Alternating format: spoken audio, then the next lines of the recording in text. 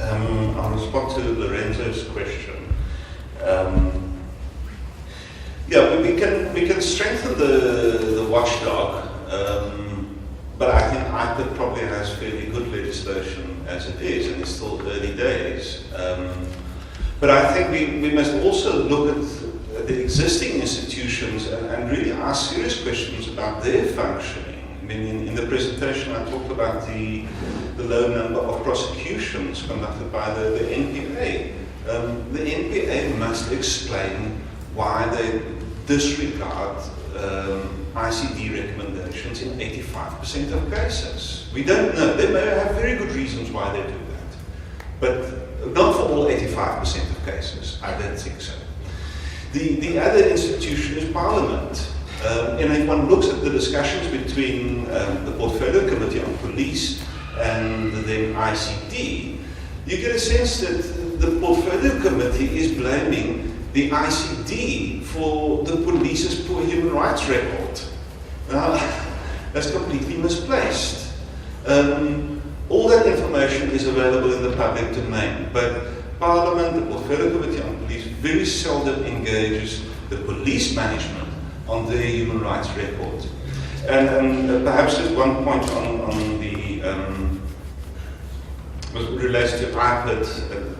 I don't think we're paying sufficient attention to the prevention of human rights violations, especially in police custody. The IPID has actively resisted in Parliament that be part of their mandate, similar to what the Judicial Inspectorate is doing. What is it that they're hiding? Well, we know. People are raped there, people are beaten up there, people die there. Thank you.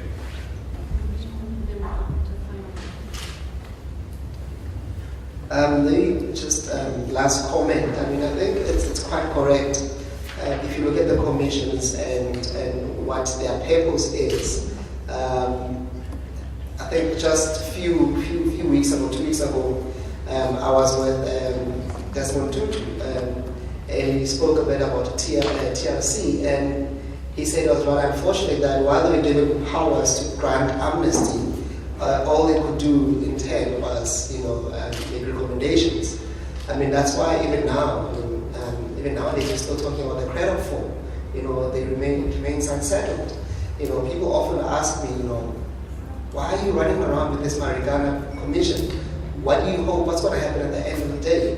Are your clients going to get compensation from the commission, or are the police going to get arrested?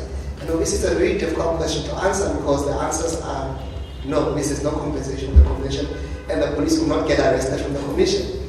And obviously, it's quite difficult to even expect the family members, for example, or the victims, to somehow forgive and have some sort of reconciliation when the police themselves, still deny the undisputed fact that they killed the police, they killed the minors, whether it was unlawful or not. At bare minimum, they should be saying, yes, we shot them, but they even refuse to say that. I mean, allegations that the minors shot themselves, they shot each other. That's why it's last week, which is ridiculous, of course.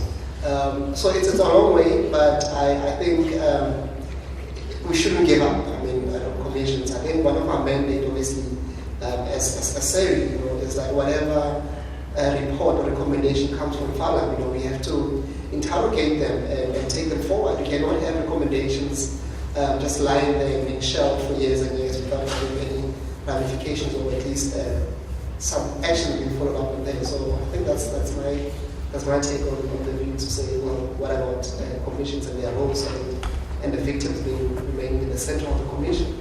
And I think that's what we can do, to say, take those recommendations and make sure that at least they are followed to the extent that they are in our clients' interest.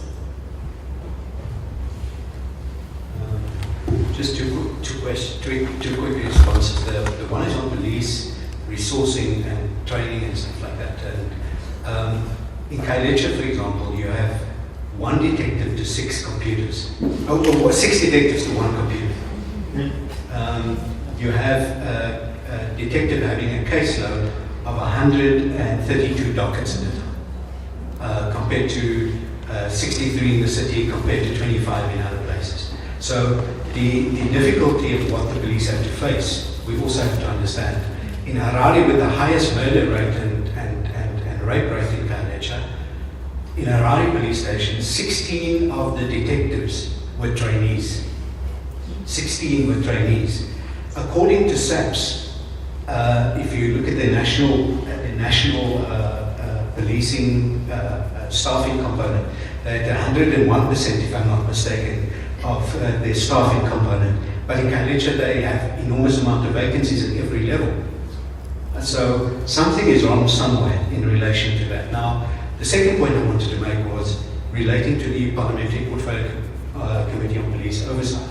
I think that the committee is doing a job that is very serious and in many ways sterling. I remember them looking at the number of prosecutions and asking the Commissioner what is happening to the prosecutions, asking the Commissioner what's happening to misconduct and so on. That was fairly recent. And I agree that a lot of pressure has been put on IPID, but IPID, they showed that IPID hasn't attended, for instance, any of the misconduct hearings or inquests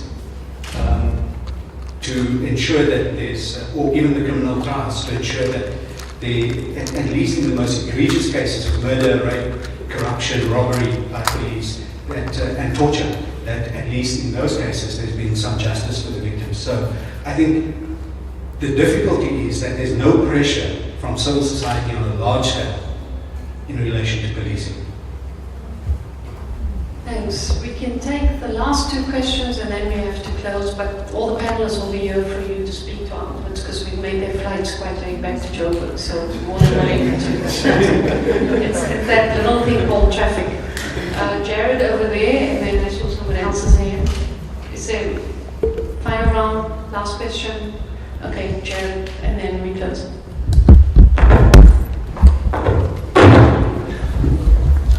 I just had a quick question about the unions, because they play quite a big role in the lead-up to Marikana, but they seem to, I don't hear anything about the unions and what's their relationship to Marikana and the families of mine workers now, and how do they fit into the picture post-Marikana?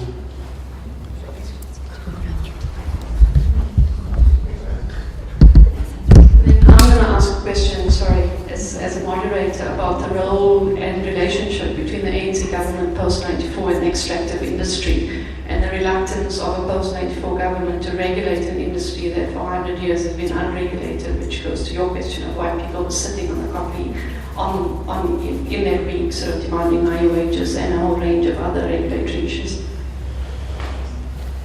Thank you for that question. It's quite a very, my answer will be very much one-sided. I did say when I started that I represent one of the unions, which is AMCU, and obviously, at least part of the inquiry, or at least the terms of reference, also want to inquire on the role that AMCU played. And obviously it was quite unfortunate that when the commission started, at least in public, or at least in the public image, the message was that AMCU called the strike, AMCU caused the havoc, AMCU killed the policemen, and it was essentially an AMCU strike. And part of my job was to demystify the theory and bring out the facts, which that AMCU, in fact, it's the leader of AMCU, Mr. Matunjwa, is one person, only one person was willing to go to the Gopi without having been to Marikana and put his life in danger as people put those people are dangerous and say, what is your problem? What do you want? Why are you sitting here on the mountain? What can I do as a AMCU leader? And he's never been there before. And quite honestly, the majority of the members that were on the Gopi were actually belonged to the other union, which is NUM. And actually, a few days before that, NUM had actually shot at its own members. And that's why they turned around and said, look, we don't want NUM. And hence they were singing songs against NUM. But obviously my job was to come in and vindicate, at least expose the truth, as to say, AMCU was not involved in this. Obviously, the question is a bit more complex than that, because there is, issues that we haven't dealt with at the commissioners yet, which is also involves the involvement of the relationship between NUM and Lonmin, which really brought, what made the miners quite angry to say, actually, some of the NUM members are actually on the payroll of Lonmin, And obviously, if you're in that position, we tend to be conflicted, as a union to say whose interest you actually represent, that of the union, which is that of the members, or that of the mine itself.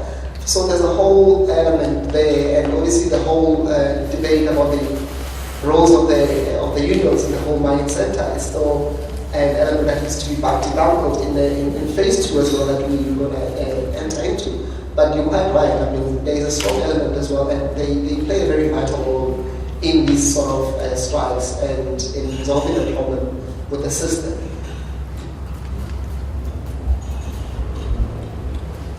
Just to add a little bit onto that, so the roles of the the roles of the unions in phase 1 is very much factually what was happening. Who was doing what, who was representing who, and it's very factual basis of that. I'm not sure that this commission of inquiry. There are issues with the unions and extractive industries, without a doubt, in this country. And there's a lot of work being done by some incredible individuals on these issues. I'm not sure that this commission of inquiry is going to resolve that, especially where you only have 2 unions in the room and there are so many more represented. But what we hope, at least in phase 2, is that we'll bring some form of evidence to lay a foundation saying these are some of the issues that Marikana represents in relation to the difficulties with the unions. And these are the things that need to be addressed. And hopefully what the Marikana Commission is able to do is they can refer matters for further investigations, for example, and hopefully that this is something that will be investigated further with more role players in the room. But like Tebogo said, a lot of the union side of Marikana falls more into the phase 2 aspect. And we do hope that that, as well as Longman's role, will be interrogated more in phase 2. Just quickly on your question about the extractive industries and government's role, I mean, that's massive, right? I'm not sure I can even begin to start with that. Other than to say that, it's something that we absolutely have to also start speaking about and addressing, and it's something many people are doing a lot of good work in this area. And we have to ask the questions, because it brings in extractive industries, communities, government and private sector, brings in a whole range of issues. It brings in migrant labour issues. It brings in what is the role of government in regulating. South Africa seems to have a pretty good environmental regulatory system with extractive industries. So why are we failing so dismally? Why are there such human rights violations going on this continual basis? Where is government failing? And something that's very interesting in this is we need to look at the different spheres of government. We can't only be looking at, because what Marikana represents is what was DMR doing and what was their role, but also what about provincial and municipal? Because the local government and Lonmin and the arrangement between local government and Lonmin in terms of basic services and who should be providing them, it's massive. It's when you start looking at some of these issues, and it can be quite disheartening because it's a lot to look at and a lot to solve. But it's something that South Africa really needs to focus on, because there are a number of mining communities that we have identified across South Africa that are examples of a Marikana in the making. And this is something that we need to address, and government needs to stand up and be responsible, because ultimately they are the custodian, they are responsible for the promotion and protection of human rights in this country, so they need to do that. And of course, the private sector has to come to the table.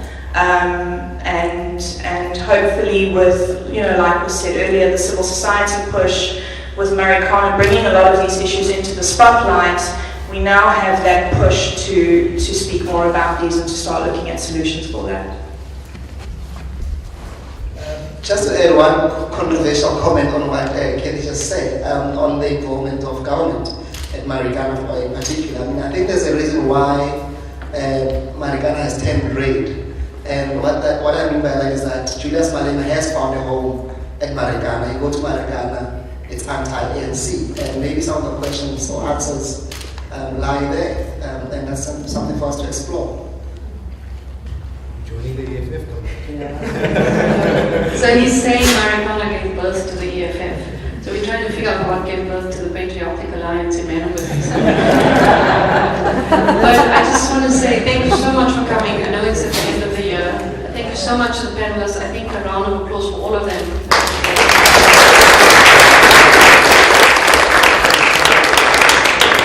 Not just for your input today, but for all of the work that you're doing. Our 2 lawyers here are under surveillance, so if you do decide to call them, then your conversation may be recorded.